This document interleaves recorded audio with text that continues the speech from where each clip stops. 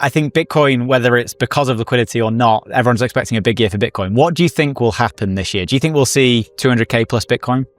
Well, I've been saying for a long time that my vision was, I was thinking there would be about $180,000 this fall. Now, a lot of things have happened since then. And then, of course, we've got this new administration who's clearly crypto friendly. I mean, the guy launched his own Trump coin and Melania coin. He talks about Bitcoin a lot, as has his family and his cabinet. You've got people around him who, like David Sachs and Bessent, these guys own Bitcoin. Lutnick. So that's all a big deal. And you've got Senator Lummis, who's been driving this bill, the Bitcoin Act. James Lavish has been examining the macroeconomic environment and how it affects Bitcoin in great detail, constantly highlighting the cryptocurrency's long-term prospects. He has recently identified a number of potent triggers that have the potential to propel Bitcoin to higher levels than ever before. Although he had earlier predicted a significant price increase, Lavish now believes that institutional adoption, changes in monetary policy, and worldwide liquidity trends might propel Bitcoin to 280,000 or more by year's end. He cites the growing institutional acceptance of Bitcoin as one of the main reasons, since big players now see it as a valid asset class. Furthermore, investors are gravitating toward hard assets like Bitcoin due to macroeconomic volatility and widening fiscal deficits. The demand for limited, decentralized assets is only expected to increase as central banks come under increasing pressure to loosen their policies. If you're intrigued by bold predictions and deep financial insights, make sure to like this video, subscribe to the channel, and turn on notifications for more engaging content. Thank you for your support and enjoy the video. I think Bitcoin, whether it's because of liquidity or not, everyone's expecting a big year for Bitcoin. What do you think will happen this year? Do you think we'll see 200K plus Bitcoin? Well, I've been saying for a long time that my vision was, I was thinking there would be about $180,000 this fall.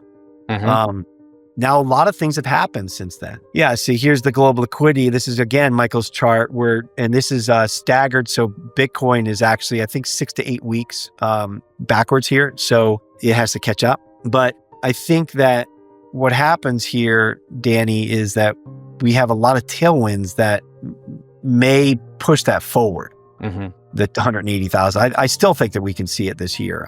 We could easily double, especially with all the tailwinds. Well, what are the tailwinds? The tailwinds are there's a whole host of things that have been happening. You've got the gap accounting change where Bitcoin doesn't have to be held as an impaired asset on companies' books anymore. They can hold it at mark to market, which prevented a lot of companies from buying it. They just didn't want it on their books. The ETFs came out, the strongest launch of ETFs in the history.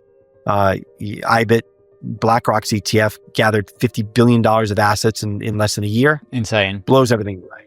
Make it very simple now for anybody, both any institution and meaning endowments, pension funds, even hedge funds who didn't want to deal with having their keys.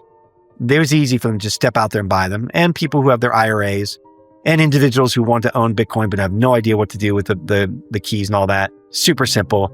It's been a huge boon for Bitcoin. Then you had options on top of that, which helps drive even more liquidity in there, because then you've got sophisticated investors who are using options to hedge their strategy so they can even own more Bitcoin. That's another one. Then you've got, SAB 121 was just finally fully repealed. That bulletin from the SEC that was onerous for banks to own Bitcoin and to deal in Bitcoin. It made it very difficult for them, and it basically threatened them that if they held Bitcoin on their balance sheet, that the SEC would audit them or come down with them because they weren't abiding by these really tight recommendation. And so, but it was finally repealed fully. That's off so that I think allows companies to start moving into this space. Meaning they're going to make it easy for you to buy Bitcoin right through your Chase or Wells Fargo or Citibank account, and then they're going to offer products around it. They're going to lend around it. They're going to, their collateral products. They're going to be all kinds of stuff. So that's that. And then of course we've got this new administration who's clearly crypto friendly. I mean, the guy launched his own Trump coin and Melania coin. He talks about Bitcoin a lot, as has his family and his cabinet. You've got people around him who, like David Sachs and Bessent, these guys own Bitcoin. Lutnick. So that's all a big deal. And you've got Senator Lummis, who's been driving this bill, the Bitcoin Act. And has to purse in the SEC. Reserve. What's that? And has to purse in the And oh yeah, that's right. Purse at the SEC, exactly. But but another tailwind is the Bitcoin Act possibility. I don't think it's probability in the next few months. It's got a long way to go. I mean, Senator Lummis from Wyoming she authored the bill. She needs a co-sponsor. She needs to get it through committees and comments and then revisions and negotiations, and it's a gauntlet that they've got to run with that thing. It's going to take a long time. Nothing happens quickly in Congress. Nothing. Mm-hmm. It's got to get through both branches of Congress and then to the president's desk on something that he's willing to sign. He's likely willing to sign anything they get to him, but we'll see. And I don't see an executive order coming, because if you think about him signing an executive order that would make the U.S. government buy Bitcoin through the Exchange Stabilization Fund, like through the Gold Reserve Act, then he could buy probably $50 billion, maybe even as much as $100 billion out of that $200 billion fund of it. But it's a bad signal to the world that we're needing to stabilize our currency. That's just not, I just don't think they're going to want to do that. James Lavish highlights how the price of Bitcoin is increasingly impacted by cross-border financial flows and shadow banking. International investors, hedge funds, and non-bank financial institutions are increasingly using Bitcoin as a hedge against economic uncertainty and currency devaluation. Bitcoin will gain a lot from the ongoing increase in global liquidity. The volatility of Bitcoin is one of its most misunderstood features. Lavish contends that volatility is actually a benefit in the case of Bitcoin, despite the fact that many view it as a risk. It makes it possible for savvy investors to employ financial tools to optimize their profits and opens up prospects for strategic purchasing. To remain up to date on the most recent developments in Bitcoin, cryptocurrencies, and the digital economy, please take a moment to like this video, subscribe to the channel, and enable post notifications. As much as a lot of Bitcoiners are hoping that will happen, I don't see them acting that way. Remember, again, Trump he's got a huge ego. He wants the stock market up at all-time highs. He wants financial stability. He wants the economy roaring. And the way to do that is to keep kicking this can down the road, creating liquidity, making money easy, and keep going. And so, so those are all kind of tailwinds for Bitcoin on top of this expansion of liquidity and liquidity getting easy. So, or continuing. It's already been ticking back up. It's just going to continue probably into the end of this year, into next year. And we talk about the money supply and the expansion and contraction of it. Like first principles. First of all, our central banks have manipulated the money and they've created an absolute disaster with the amount of manipulation that they're doing with the money supply. Mm-hmm. They're either adding it to the market or they're taking it away. And when they do that, you have these booms and busts of economic cycles, which are not really as natural as they should be. So we talk about the money supply. Most people think, is the Fed printing money or are they taking it out? So are they doing the QE, quantitative easing, where they're printing money and out there they're out there buying bonds and U.S. Treasuries and mortgage-backed securities in the open market? Or are they doing QT, quantitative tightening, where they're selling their own securities from the Fed, from the Fed balance sheet, they're selling them into the open market, and that will take money out of the system. So when you're buying it, you're injecting the system with capital that wasn't there before. They just print it from the Treasury. It's not really printing. What they do is they press a button and it shows up on the Fed's balance sheet. The Fed gives it to a bank. The bank goes out there and buys it. It ends up on the balance sheet of the Fed. And that's kind of how they do it. Recently, what they've been doing is quantitative tightening, because we had lowered all the interest rates down to zero and we had printed all that money and bought all those bonds. Then when inflation spiked up over 9%, the Fed raised rates and they stopped doing QE and they turned around and started doing QT, which means that they were taking money out of the money supply by selling bonds, the bonds that were on the Fed's balance sheet, into the market and taking that capital back out. Okay.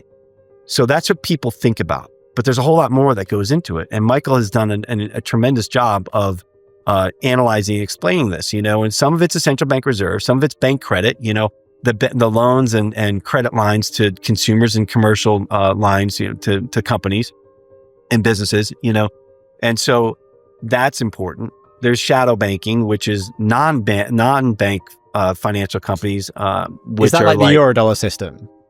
It's like that's actually like hedge funds, you know, so private lending kind of thing. And then cross-border flows is what you're talking about, is capital moving between countries. I think it's going to change when the volatility dampens a bit. Yeah. And that's going to take time because people see the volatility and think risk. Mm-hmm. They don't realize that volatility in a rising asset is actually a good thing. Why is that a good thing? Because it allows you to accumulate opportunistically. And so, and it's rising though over the long term. So, it allows you to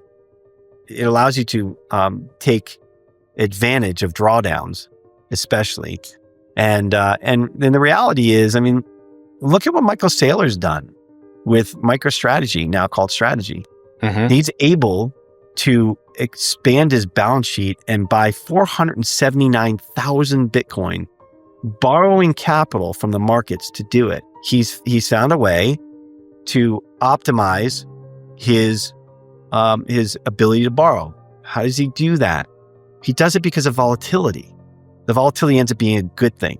So what he's done for your listeners is he's been issuing convertible bonds at 0% interest. Zero. No, he's not paying any interest on these bonds. Yeah. And people are like, wait, people are lending him money for free to go buy Bitcoin? Are they nuts? Good question. The answer is no. These are professionals who know that the volatility is beneficial to them because they're buying something called a convertible bond.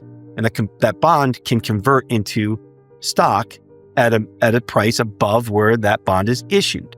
And so if they buy this bond, they know they've got upside optionality from the stock. Well, the stock is tied to Bitcoin. Bitcoin's volatile. The stock is volatile. James Lavish draws attention to the risks associated with central banks manipulating the money supply, which has led to unnatural booms and busts and economic instability. By implementing measures like quantitative easing, QE, and quantitative tightening, QT, central banks can either add money to the economy or take it out. QT removes money from circulation by selling bonds, whereas QE uses money printing and bond purchases to bring capital into the economy. Lavish also highlights how cross-border capital flows and shadow banking affect the world economy. The term shadow banking describes non-bank financial organizations that have the ability to transfer money internationally and affect asset prices, such as those of Bitcoin, such as hedge funds and private lenders. Bitcoin benefits from being viewed as a hedge against inflation and currency devaluation as global liquidity keeps increasing. Lavish contends that whereas many investors perceive Bitcoin's volatility as a risk, it might potentially be a benefit. Investors can purchase Bitcoin at advantageous times due to volatility, particularly when the market is declining. Both big investors like Michael Saylor, who has used Bitcoin to strategically grow MicroStrategy's balance sheet, and investors in convertible bonds linked to Bitcoin profit from this dynamic. Investors can choose to convert these bonds into stock, which is based on the price of Bitcoin. Sophisticated investors can take advantage of price fluctuations and position themselves for long-term advantages by utilizing financial techniques to maximize returns via volatility. Remember to like this video, subscribe to the channel, and enable notifications if you thought his viewpoint was helpful so you don't miss any updates. We'd love to know what you think about the future of cryptocurrency markets, so please share your ideas in the comments section. We appreciate your time and hope to see you in the next video.